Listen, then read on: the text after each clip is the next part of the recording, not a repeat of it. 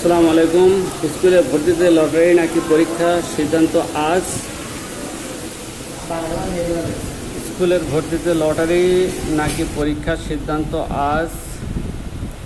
সরকারি বেসরকারি বিশ্ববিদ্যালয়গুলোতে কয়েক বছর ভর্তির ক্ষেত্রে লটারির মাধ্যমে নির্বাচিত শিক্ষার্থী নির্বাচন করে আসছে সরকার।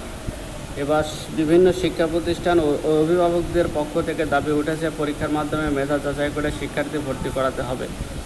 তাদের সেই দাবি পর্যালোচনা করে ভর্তি নীতিমালা সংশোধনের আজ বৃহস্পতিবার সভা ডেকেছে শিক্ষা মন্ত্রণালয়। এই সভা থেকে স্কুলে ভর্তি প্রক্রিয়ায় লটারি থাকবে নাকি পরীক্ষা নেওয়া হবে তা চূড়ান্ত হতে পারে।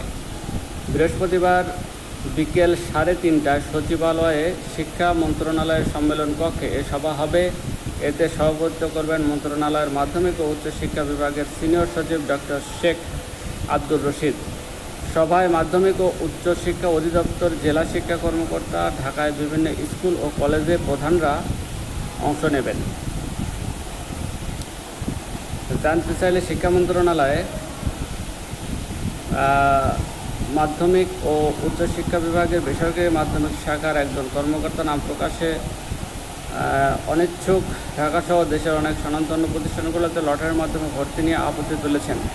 তারা নানা যুক্তি ও তুলে ধরেছেন, সেগুলো সবাই আলোচনা হবে। সংশ্লিষ্টদের মতামত ও বাস্তবতা বিবেচনা নিয়ে ভর্তি নীতিমালা কিছু সংশোধন আসতে পারে। বিষয়টি নিয়ে বুধবার বিকেলে মাধ্যমিক ও উচ্চশিক্ষা বিভাগের সিনিয়র সচিব ডক্টর আব্দুর রশিদ গণমাধ্যমকে জানান, লটারির মাধ্যমে ভর্তির বিষয়টি পরিবর্তন আসবে কিনা সেটা সবাই সিদ্ধান্ত হবে। বিষয়টি নিয়ে সরকারের স্পষ্ট নীতিগত সিদ্ধান্ত নেই।